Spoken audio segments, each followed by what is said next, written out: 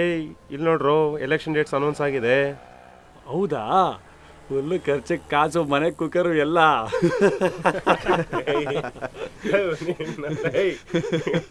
ಏನ ನೀವಲ್ಲೇ 18th election, 19th good Friday ರಜಾ, long weekend. ಏನಾದ್ರು ಪ್ಲಾನ್ ಮಾಡೋಣ? ಹೌದಲ್ಲ, ಲಾಂಗ್ ವೀಕೆಂಡು ಮಚ್ಚ ಗೋವಾ. ಎಲೆಕ್ಷನ್ಸ್ ಬಗ್ಗೆ ಸ್ವಲ್ಪ ಕೂಡ ಸೀರಿಯಸ್ನೆಸ್ ಇಲ್ಲ. ಇವನೊಳ್ಳೆ ಗೋ ಬಚ್ಚಿ. ನಡ್ರು ಹೋಣ. ಅದೇನೇನೆ ನಾನು ಹೇಳ್ತಾ ಇರೋದು. ಏನಾಗುತ್ತೆ? ಗೋವಾ ಅಂತ ಗೋವಾ 2 MSc, 1 MBA, 1 MCOM, ಇದು MTech. ಎಜುಕೇಟೆಡ್ ಕಂಡ್ರು ನಾವು ಹಾಕೋ ಒಂದೊಂದು ಓಟಿನ ಬೆಲೆ ಕೂಡ ನಮ್ಗೆ ಚೆನ್ನಾಗಿ ಗೊತ್ತಿರಬೇಕು. 2000 ರೂಪೀಸ್ ಬಾ, 2000 ರೂಪೀಸ್ ವಿ ಆಲ್ಸೋ ನೋ. ಮಂಜು, ಎಲ್ಲದಕ್ಕೂ ಕಾಮಿಡಿ ಮಾಡಬೇಡ. ಅದು ಕಾಮಿಡಿ ಅಲ್ಲ ಕಣೋ, ಸೀರಿಯಸ್ ವಿಷಯ ಅದು. ಹೇಳ್ರು ಇಲ್ಲಿ ಓಟ್ ಹಾಕೋದು ನಮ್ಮ ಹಕ್ಕಷ್ಟೇ ಅಲ್ಲ, ನಮ್ಮ ಜವಾಬ್ದಾರಿ ಕೂಡ. ದೇಶದ ಬಗ್ಗೆ ಒಂಚೂರಾದ್ರೂ ಕನ್ಸರ್ನ್ ಬೇಡ್ವೇನ್ರು? ದೇಶಕ್ಕೆ ನೀನೋ ಇವನೋ ನಾನು ಕೂಡ ಏನು ಮಾಡಲ್ಲ. ಅಟ್ಲೀಸ್ಟ್ ನಮ್ಮ ದೇಶ, ನಮ್ಮ ರಾಜ್ಯ, ನಮ್ಮ ಕಾನ್ಸ್ಟಿಟ್ಯೂನ್ಸಿನ ಯಾರು ರೂಲ್ ಮಾಡ್ತಾರೆ ಅನ್ನೋ ಡಿಸಿಷನಲ್ಲಿ ನಮ್ದೊಂಚೂರಾದ್ರೂ ಪಾಲಿರೋದು ಬೇಡ್ವೇನ್ರೋ? ಏಯ್, ಎಮೋಷ್ನಲ್ ಆಗ್ಬೇಡ, ಬಿ ಪ್ರಾಕ್ಟಿಕಲ್. ಮಗ, ಒಳ್ಳೆ ಪೊಲಿಟಿಷಿಯನ್ ಇದ್ರೆ ನಾವ್ಯಾಕ ಓಟ್ ಹಾಕಲ್ಲ? ಏಯ್ ತೆಗಿಯೋ. ಎಲ್ಲರೂ ನಿಂತರನ್ನ ಯೋಚನೆ ಮಾಡಿದಿದ್ರೆ ಇಂಡಿಪೆಂಡೆನ್ಸಿಗೆ 71 ವರ್ಷಕ್ಕೆ ಇಂಡಿಯಾ ಪ್ರಪಂಚದಲ್ಲೇ ನಂಬರ್ 1 ಫಾಸ್ಟೆಸ್ಟ್ ಗ್ರೋಯಿಂಗ್ ಎಕಾನಮಿ ಆಗ್ತಿರಲಿಲ್ಲ. 4th most powerful army, 3rd largest agriculture export, 4th in power generation, 3rd largest home for tech driven startups, Mangalyaan mission, 104 satellites in just 1 rocket. ಇಷ್ಟು ವರ್ಷ ಯಾರು ಓಟ್ ಹಾಕಿಲ್ದಿದ್ರೆ, ಡೆಮೋಕ್ರಸಿನ ಇಲ್ದಿದ್ರೆ ಇದೆಲ್ಲ ಯಾವುದು ಸಾಧ್ಯ ಆಗ್ತಿರಲ್ಲ ಅಲ್ವಾ? ಏನೋ ಅದೆಲ್ಲ ಬಿಡೋ. ದೇಶದೊಳಗಡೆ ಪರಿಸ್ಥಿತಿ ಹೆಂಗಿದೆ ಇವಾಗ? ಅವತ್ತು ಹೆಂಗಿದೆಯೋ ಇವತ್ತು ಹಂಗೇ ಇದೆ. ಚೇಂಜ್ ಆಗ್ತಿದೆ ಮಗ, slowly but shortly. Literacy rate ನೋಡು 70ಕ್ಕೆ ಮುಟ್ಟಿದೆ. FDI ಜಾಸ್ತಿ ಆಗ್ತಿದೆ, ಇಂಡಸ್ಟ್ರಿಗಳು ಬೆಳೀತಿದೆ. ಅಫ್ಕೋರ್ಸ್ ಕರಪ್ಷನ್ ಇದೆ, ಬಟ್ ಎಜುಕೇಟೆಡ್ MLAs MPs ಕೂಡ ಇದ್ದಾರೆ, ವರ್ಕ್ ಮಾಡ್ತಿದ್ದಾರೆ. ಇಂಥ ಒಳ್ಳೆ ಲೀಡರ್ಸ್ ಕೈಯಲ್ಲಿ ಅಧಿಕಾರ ಕೊಡೋದು ನಮ್ಮ ಜವಾಬ್ದಾರಿ ಕಣೋ. ಬೆಂಗಳೂರು ತಗೋ, ಮೋಸ್ಟ್ ಎಜುಕೇಟೆಡ್ ಪೀಪಲ್ ಇರೋ ಜಾಗ. 2014 ಲೋಕಸಭಾ ಎಲೆಕ್ಷನಲ್ಲಿ ಬರೀ 56% ವೋಟಿಂಗು. ಇನ್ನು 2018 ಅಸೆಂಬ್ಲಿ ಎಲೆಕ್ಷನ್ನು 50% ವೋಟಿಂಗು. ಇನ್ನೂ 50% ಎಜುಕೇಟೆಡ್ ಪೀಪಲ್ಲು ವೋಟ್ ಹಾಕಿದ್ರೆ ಇನ್ನೂ ಒಳ್ಳೆ MLAs MP ಸಿಗ್ಬೋದಿತ್ತೇನೋ.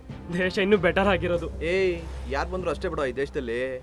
ನಿಜ, ಈ ದೇಶನ ಒಳ್ಳೆ ದಾರಿಲಿ ನಡ್ಸೋಕ್ಕಾಗದೇ ಇರೋ ಪರವಾಗಿಲ್ಲ. ಈ ಕೆಟ್ಟ ರಾಜಕಾರಣಿಕಲ್ಲಿ ಕೊಟ್ಬಿಟ್ಟು ನಮ್ಮ ದೇಶ ಕೆಟ್ಟ ದಾರಿಲಿ ಹೋಗೋದಕ್ಕೆ ನಾನು ಕಾರಣ ಅದೇ ಅನ್ನೋ ಗಿಲ್ಟ್ ಮಾತ್ರ ನಂಗೆ ಬೇಡ ಸ್ವಾಮಿ. ನಾನು ಹಿಂಗೇ ಇರ್ತೀನಿ. ವೋಟ್ ಹಾಕೋಕೆ ರೆಡಿ ಇಲ್ದಿರೋ ನಿಮಗೆ ಅವ್ರನ್ನ ಬಯೋ ಅಧಿಕಾರ ಕೂಡ ಇಲ್ಲ. ನಮಗೆ ಯಾವ ಅಧಿಕಾರನೂ ಬೇಡ ಗುರು. ನಮಗೆ ಗೋವಾ ಬೇಕು, ಬೀಚ್ ಬೇಕು, ಪಾರ್ಟಿ ಬೇಕು. ನಿಮ್ಮ ಓಟು ಯಾರಿಗೆ? ನಮ್ಮ ಓಟು ಪಾರ್ಟಿಗೆ. ನಿಮ್ಮಂತವ್ರೆ ಕಾರಣ ಇಲ್ಲೇನು ಚೇಂಜ್ ಆಗದೆ ಇರೋದಕ್ಕೆ. ತಪ್ಪು ಅಂತ ಗೊತ್ತಿದ್ದು ಸಿಗರೇಟ್ ಸೇರ್ತೀರಾ, ಅದು ಪಬ್ಲಿಕ್ ಪ್ಲೇಸ್ ಅಲ್ಲಿ. ಇನ್ಕಮ್ ಟ್ಯಾಕ್ಸ್ ಇವೇಟ್ ಮಾಡ್ತೀರಾ, ದುಡಿಯೋಕೆ ಅಂತ ಫಾರಿಂಗ್ ಹೋಗ್ತೀರಾ. ಆದ್ರೆ ವೋಟ್ ಹಾಕ್ಬಿಟ್ರೆ ಮಾತ್ರ ದೇಶ ಹಾಳಾಗೋಗ್ಬಿಡುತ್ತಲ್ವಾ? ಏನ್ ಲಾಜಿಕ್ ಇದು? ಸರಿ ಇರು, 1 ನಿಮಿಷ ಸಮಾಧಾನ ಮಾತ್ರ ಮಾಡ್ಬಿಟ್ಟು ಬರ್ತೀನಿ. ಅಯ್ಯೋ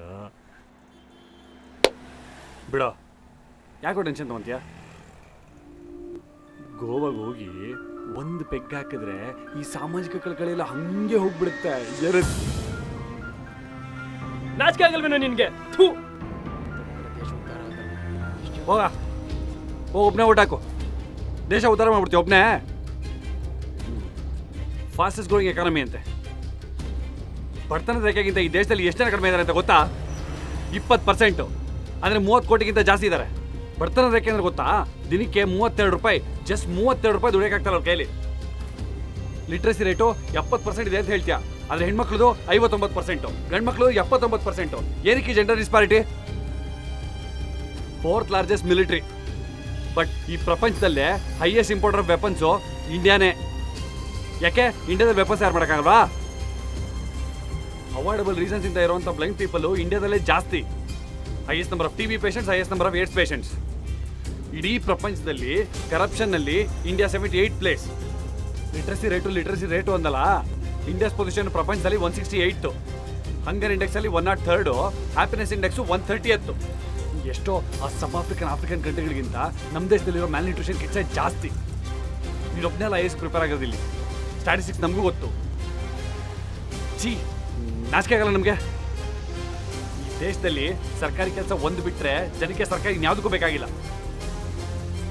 ಗೌರ್ಮೆಂಟ್ ಸ್ಕೂಲ್ಸು ಹಾಸ್ಪಿಟಲ್ಸ್ ತಗೋ, ಎಷ್ಟು ಜನ ಹೋಗ್ತಾರೆ? ಅಫ್ಕೋರ್ಸ್ ಯಾಕೆ ಹೋಗ್ತಾರೆ? ಕ್ವಾಲಿಟಿ ಕೊಟ್ಟರೆ ಹೋಗ್ತಾರೆ. ಏನು ಮಾಡ್ತಾರೆ ನೀನು ಪೊಲಿಟಿಷಿಯನ್ಸು ನಮ್ಮನ್ನೆಲ್ಲ ಉದ್ಧಾರ ಮಾಡೋದಕ್ಕೆ? ಉತ್ತರ ಪ್ರದೇಶ ಅಂತ ಒಂದು ಸ್ಟೇಟು, 80 ಕಾನ್ಸ್ಟಿಟ್ಯೂನ್ಸಿ ಸೀಟ್ಸ್ ಲೋಕಸಭೆಯಲ್ಲಿ, 8 ಪ್ರೈಮ್ ಮಿನಿಸ್ಟರ್ಸ್ನ ಎಲೆಕ್ಟ್ ಮಾಡಿ ಕಳಿಸಿರುವಂಥ ರಾಜ್ಯ. ಆದರೆ ಈ ಸೋಷಿಯೋ ಎಕನಾಮಿಕ್ ಮತ್ತು ಇನ್ಫ್ರಾಸ್ಟ್ರಕ್ಚರ್ ಸರ್ವೆ ತೊಗೊಂಡ್ರೆ ಟಾಪ್ 100 ಕಾನ್ಸ್ಟಿಟ್ಯೂಯೆನ್ಸಿಲಿ ಆ ಯಾವ ಕಾನ್ಸ್ಟಿಟ್ಯೂನ್ಸಿ ಕೂಡ ಬರಲ್ಲ. ಯಾಕೆ? ಒಬ್ಬ ಪ್ರೈಮ್ ಮಿನಿಸ್ಟರ್ಗೆ 5 ವರ್ಷದಲ್ಲಿ ತನ್ನ ಒಂದು ಕಾನ್ಸ್ಟಿಟ್ಯೂಯೆನ್ಸಿನ ಡೆವಲಪ್ ಮಾಡಿ ತೋರ್ಸೋಕ್ಕಾಗಲ್ಲ. ಸುಮ್ಮನೆ ಮಾತಾಡ್ತಾನೆ ಪಾಲಿಟಿಷಿಯನ್ಸ್ ಅಂತ. ಛೇ,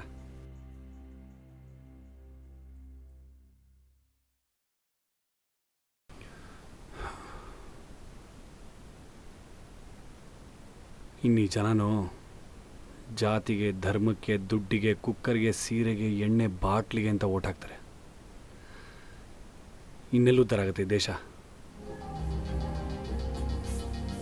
ಒಂದು ವಿಷಯ ಚೆನ್ನಾಗಿ ತಿಳ್ಕೊ, democracy is only as good as it's people and these people. ಇವ್ರ ಮಧ್ಯೆ ಯಾರು ಓಟ್ ಹಾಕಿದ್ರೆ ಏನು ಬಂತು ಪ್ರಯೋಜನ? ನೋಟಾಗಿ ಹಾಕು. 99% ನೋಟಾಗಿ ಒತ್ತಿದ್ರು ಆ 1% ಓಟ್ ತೊಗೊಂಡ್ರು MLA MP ಆಗ್ತಾನೆ. ಇನ್ನೇನು ಪ್ರಯೋಜನ 99% ಜನ ಓಟ್ ಹಾಕಿದ್ದಕ್ಕೆ? ಫ್ಲಾಟ್ ಸಿಸ್ಟಮ್, ಇನ್ಸಿಗ್ನಿಫಿಕೆಂಟ್ ರೂಲ್ಸ್,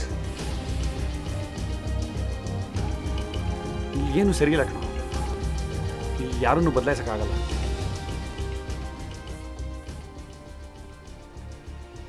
ಈ ಸಿಸ್ಟಮ್ ವರ್ಷಗಟ್ಟಲೆ ಹಿಂಗೆ ನಡ್ಕೊಂಬಂದಿದೆ, ಹಿಂಗೇ ನಡ್ಕೊಂಡು ಹೋಗುತ್ತೆ.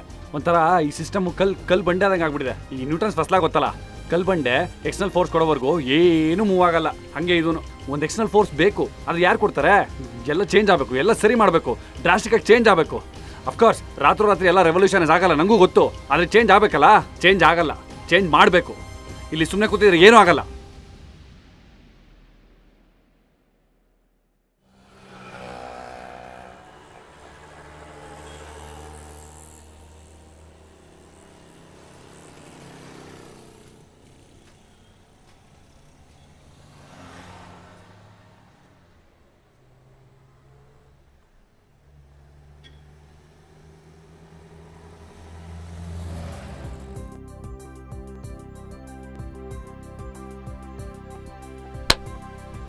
ಓಟ್ ಹಾಕಬೇಕು.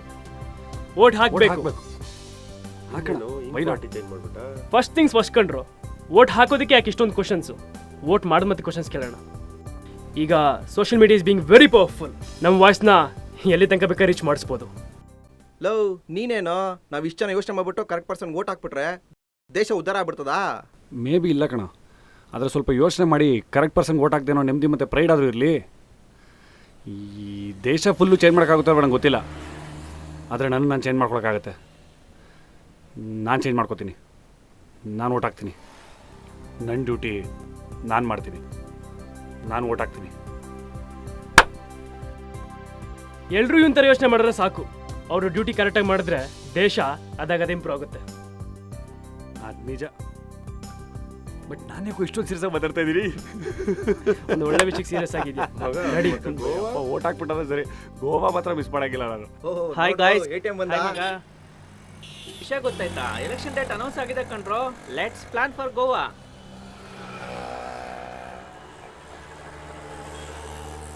ಹೋಗ್ಲಿ ಬಿಡ್ರಪ್ಪ, ಅಟ್ಲೀಸ್ಟ್ ಊಟಿಗಾದ್ರೂ ಹೋಗೋಣ. ಹಲೋ ನಿಖಿಲ್, ಎಲ್ಲಿದ್ಯಪ್ಪ? ಹಾ, ಇಲ್ಲೇ ಇದ್ದೀನಪ್ಪ.